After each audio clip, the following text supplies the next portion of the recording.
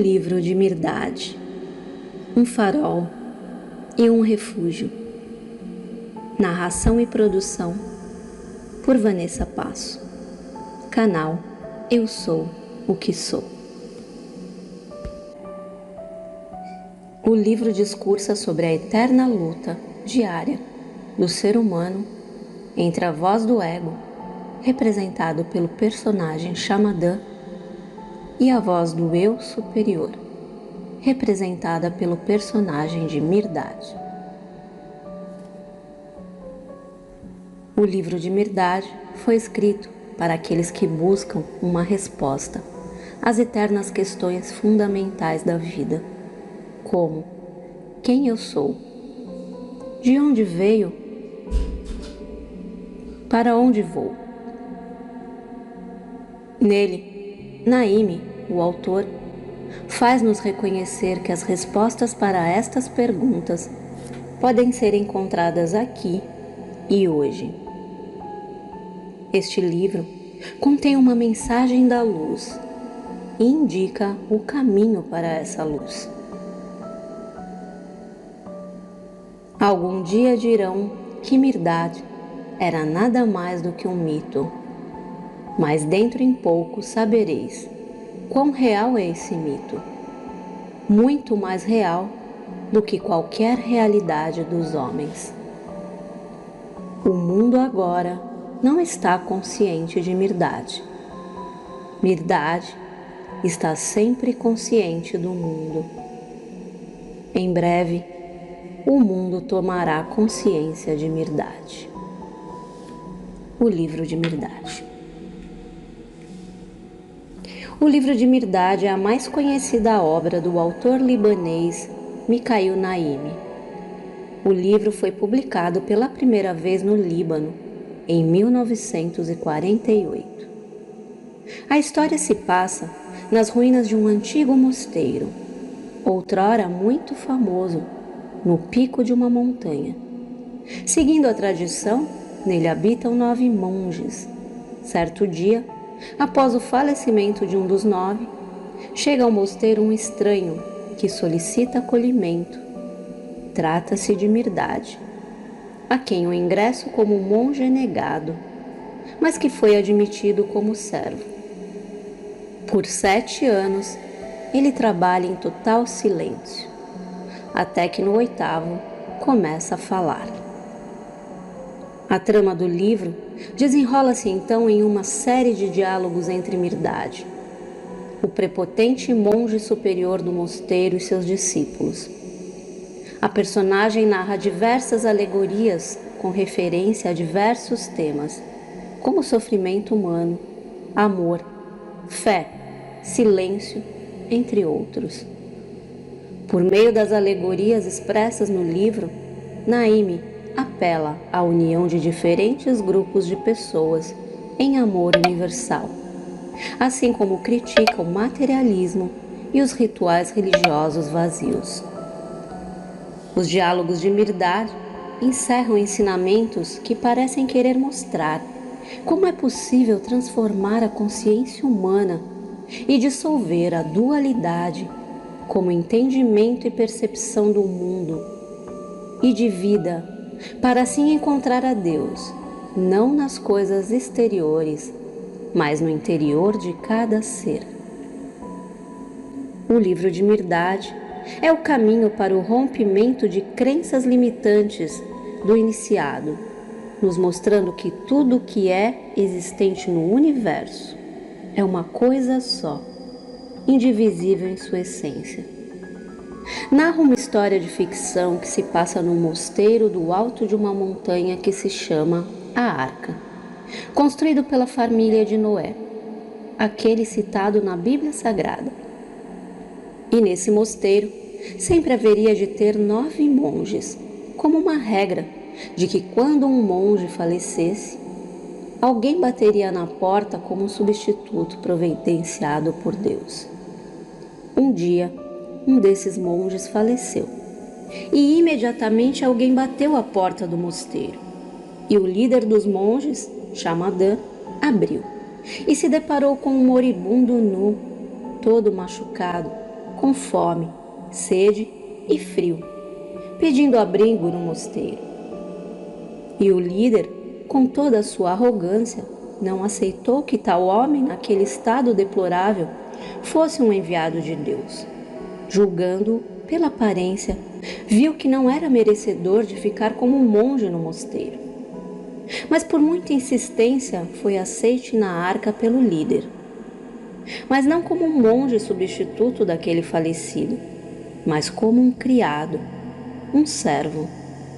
Então, as últimas palavras desse estranho foi o seu nome, Mirdade. E por muito tempo, o líder do mosteiro, por nome de Xamadã, ficou à espera do enviado de Deus como substituto do monge falecido, e pela primeira vez na história do mosteiro, ficaram 8 monges e um criado. 7 anos se passaram e durante todo esse tempo, Mirdade não proferiu nenhuma palavra, cumprindo seu voto de silêncio, que incomodava Xamadã. Mas em simultâneo ganhou autoridade entre os monges. E o mosteiro prosperou, enriqueceu tanto que ninguém podia avaliar sua riqueza, com tantas terras e aldeias por muitas milhas ao redor. Então, o líder, muito contente, atribuiu esse feito à Mirdade, dizendo que o mesmo trouxe sorte para a arca. Mas no início do ano seguinte, a situação do mosteiro teve mudanças e então começaram a ter algumas discussões. E o líder do mosteiro, para ridicularizar Mirdade, solicitava suas opiniões sobre as discussões acontecidas. E para surpresa de todos, Mirdade rompeu seu voto de silêncio e começou a dizer sábias palavras aos demais integrantes da arca, e surpreendia a todos com sua iluminação e sabedoria, envolvendo-os com um amor divino. Todos do mosteiro começaram a mudar, se transformando de uma maneira que nunca ninguém viu. Percebido pelo líder que o causador dessa transformação toda e em todos era Mirdade, tentou mudar a situação perante seus superiores, mas já era tarde. Mirdade se tornou o líder do mosteiro, e os monges que eram subordinados a Xamadã já não mais acatavam suas ordens. Tudo o que faziam era sob o comando de Mirdade, e Mirdade os enviou por toda a terra em missões específicas, doou todos os bens do mosteiro aos mais necessitados. Como líder, se dirigiu ao antigo líder dos monges e lhe disse que ficaria preso na arca no cume da montanha e por um período longo ficaria mudo, sem poder dizer uma só palavra e nem se dirigir às pessoas. E ele se tornou um vagante solitário como uma sombra. Essa pequena narrativa é só um mínimo do máximo conteúdo desta obra, que contém toda a sutileza de um arrancar de véus feitos por nós mesmos, para uma expansão de consciência, num caminhar de autoconhecimento e uma grande descoberta: como vencer a si mesmo.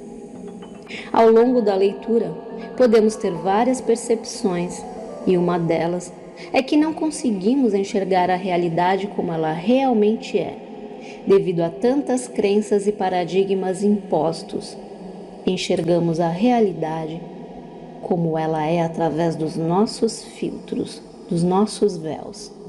E Mirdade nos mostra, através de um conto, como ver essa realidade e como viver nela. Para quem já leu os evangelhos da Bíblia Sagrada, vai gostar muito, pois Mirdade ajuda a entender o conhecimento oculto existente no Evangelho, trazendo a interpretação simbólica numa jornada de autoconhecimento, um encontro magnífico do eu inferior com o eu superior. Seguem agora os maiores ensinamentos do livro. Velados estão vossos olhos com um grande número de véus. Cada coisa sobre a qual lançai vosso olhar é um véu. Selados estão vossos lábios com um grande número de selos. Cada palavra que pronunciais é um selo. As coisas, sejam quais forem as suas formas e espécies, são somente véus e ataduras com que a vida está atada e velada. Como poderão os vossos olhos, que são em si mesmo um véu e uma atadura, levar-vos a algo que não seja ataduras e véus? E as palavras, não são elas seladas por letras e sílabas? Como poderão os vossos lábios, que são em si mesmos selos, balbuciar algo que não seja selo? Os olhos podem velar, porém não podem penetrar os véus. Os lábios podem selar, porém não podem quebrar os selos. Não lhes peçam nada mais do que eles podem dar. Essa é a parte que lhes toca na atividade do corpo, e eles bem a desempenham. Para penetrardes, além dos véus, necessitais de olhos outros que não aqueles dotados de pálpebras e sobrancelhas. E para quebrar os selos, precisai de outros lábios que não aqueles de carne. Vede, em primeiro lugar, corretamente. Os vossos olhos, se quiseres ver corretamente as outras coisas. Se não virdes e não falares corretamente, nada mais vereis senão a vós mesmos, e nada mais pronunciareis senão a vós mesmos.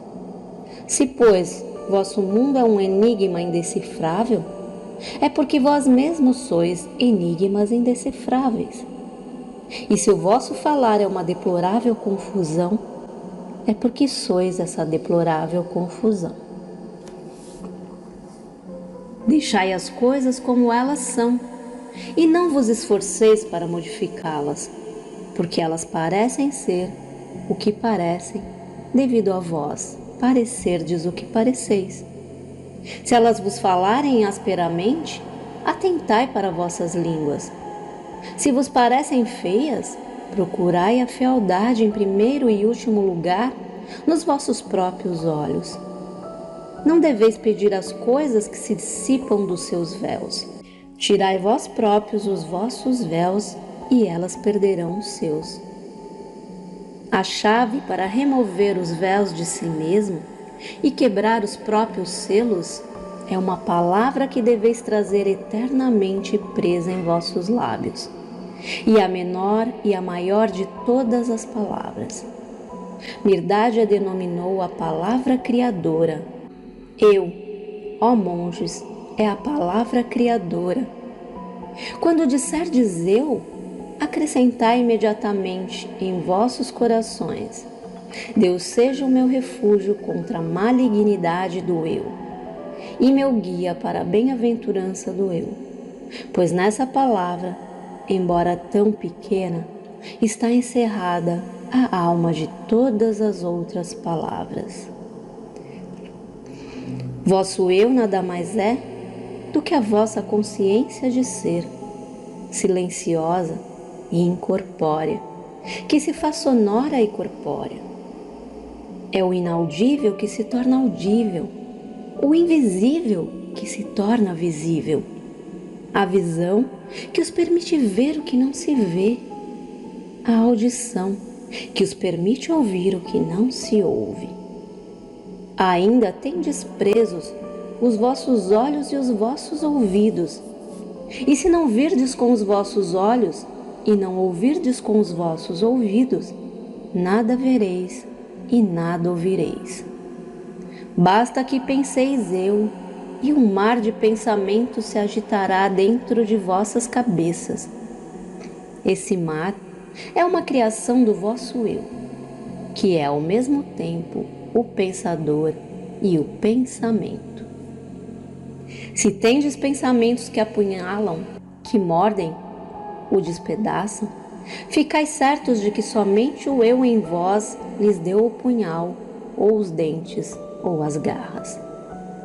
Pelo mero pronunciar eu, trazeis à vida uma multidão de palavras, cada qual símbolo de uma coisa. cada coisa símbolo de um mundo, cada mundo parte de um universo. Este universo é a criação do vosso eu, o qual é, ao mesmo tempo, o Criador e a criatura. Se houver alguns duendes em vosso universo, podeis estar certos de que foi o vosso eu quem os criou. Conforme for a vossa consciência, assim será o vosso eu. Conforme for o vosso eu, assim será o vosso mundo. Se o vosso eu for uno, o vosso mundo será uno. E vós tereis a paz eterna com todas as hostes celestiais e as habituais da terra. Se o vosso eu for múltiplo, o vosso mundo será múltiplo, e estareis em perpétua guerra com vós mesmos e com todas as criaturas dos domínios imensuráveis de Deus. O eu é o centro da vossa vida, de onde irradiam as coisas que constituem a totalidade do vosso mundo e para o qual elas convergem. Se ele for firme, o vosso mundo será firme, e não haverá força em cima ou embaixo que vos possam desviar à direita ou para a esquerda. Se for instável, vosso mundo será instável, e serei uma folha indefesa colhida pelo terrível redemoinho do vento. Alerta! Eis que o vosso mundo é firme, não há dúvida, somente, porém, na instabilidade. E o vosso mundo é certo unicamente na incerteza. E é constante o vosso mundo, mas tão só na inconstância. E o vosso mundo é uno, mas somente na multiplicidade.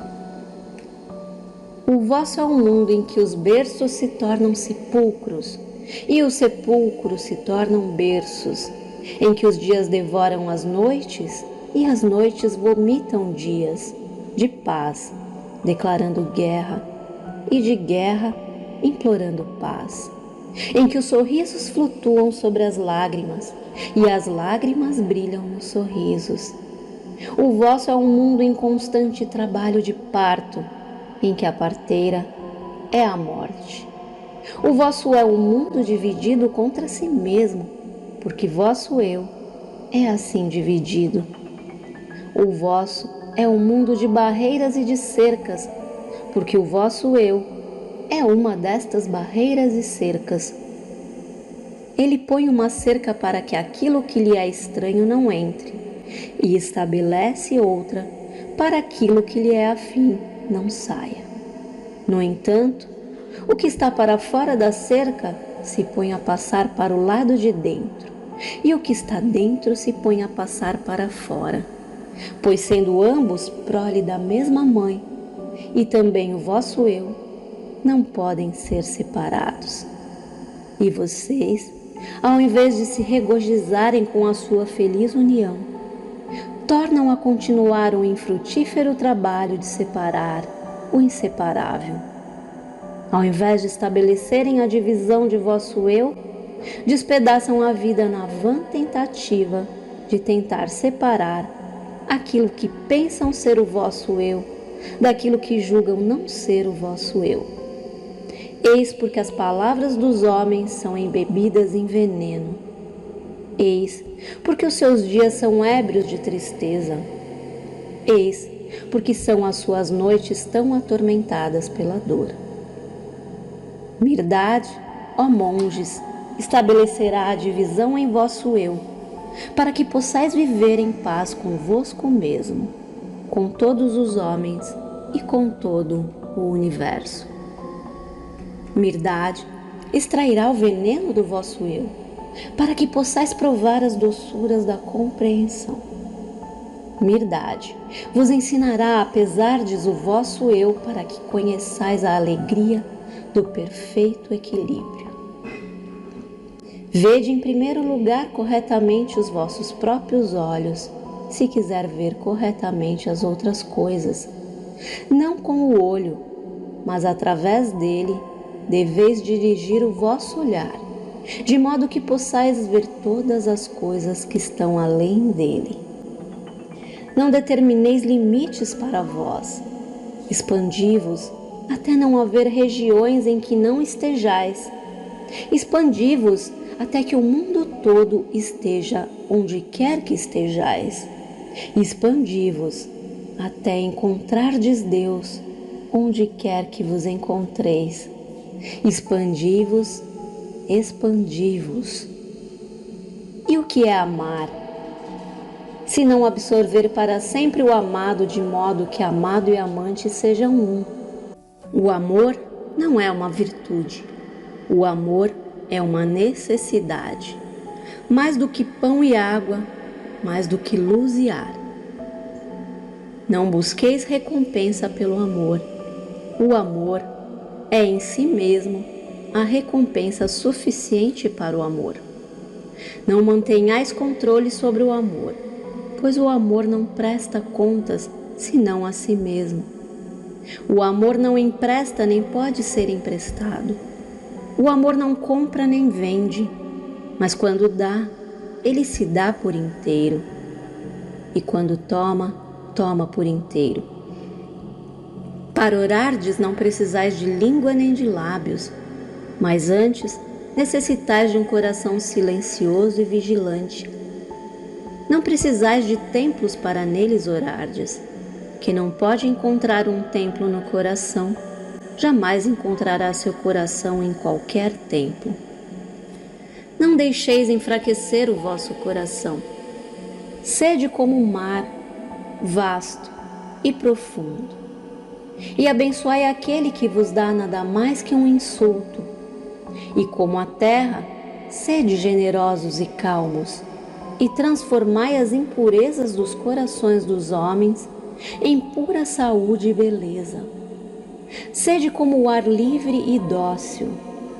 A espada que vos feriria acabará perdendo o rodo, o brilho e enferrujando. O braço que vos lesaria ficará facilmente exausto e inerte. O mundo, não vos conhecendo, não poderá conter-vos. Por isso, receber-vos-á rosnando. Mas vós, conhecendo o mundo, podeis contê-lo. Por isso, deveis acalmar sua ira como benevolência e afogar sua calúnia com amorosa compreensão. A compreensão vencerá. Tu também és uma imagem de Deus, e a imagem de Deus não deve curvar-se diante de sombra alguma. Felizes os que anseiam, pois estão já no limiar da liberdade. O universo é um só corpo. Comungai com a menor partícula dele e comungareis com tudo. Lembrai-vos de que todas as nossas relações com as coisas e os homens são determinadas pelo que quereis deles e pelo que eles querem de vós. Portanto, já antes vos disse e agora torno a dizer: tomai cuidado de como respirais, de como falais, do que desejais, do que pensais e fazeis, porque a vossa vontade está escondida em cada respiração, em cada palavra, em cada desejo, em cada pensamento e em cada ação. Fazei de cada palavra uma oração. Na vastidão de vosso coração se encontra a chave de todas as portas. Toda pedra de tropeço é um aviso. Lede cuidadosamente o aviso, e a pedra de tropeço se tornará um farol. Tornai os vossos corações à prova de decepções e permanecei calados para serdes explícitos. Enfim, esse é um dos livros mais importantes da minha vida, porque foi para mim um marco, uma quebra de paradigmas e uma ruptura do meu sistema de crenças, que era absolutamente falho. O livro de Mirdad mostra que o universo inteiro e todas as vidas existentes nele são uma coisa só, una e indivisível em essência. Mostra também o caminho da ascensão do homem em direção à divindade que ele é. É um livro de rara beleza, é profundo, é poético e mostra que a verdade, seja ela qual for, não está em um único caminho e que a divindade está em cada um de nós. Mirdade representa o Deus em nós, alguém que deixa o ego e vive em fusão com o eu superior, e nos mostra não haver diferença entre Deus e o homem, mas que Deus e o homem são uma coisa só. O homem é um Deus enfaixado para viver na individualidade ilusória e temporária as experiências que se incorporarão ao todo que ele representa aqui na Terra, em suas várias faces. O livro de Mirdade é uma porta aberta para podermos mergulhar no universo infinito de nós mesmos e nos redescobrirmos como os deuses que realmente somos. E se você gostou dessa narrativa, não esqueça de deixar aqui para mim nos comentários: eu sou luz, para eu saber que você ficou até aqui. Se você quer reprogramar suas crenças, transformando o seu subconsciente de uma vez por todas, conheça o nosso método Reprograme 21. O link está abaixo na descrição do vídeo. Gratidão pela sua atenção. Até a próxima!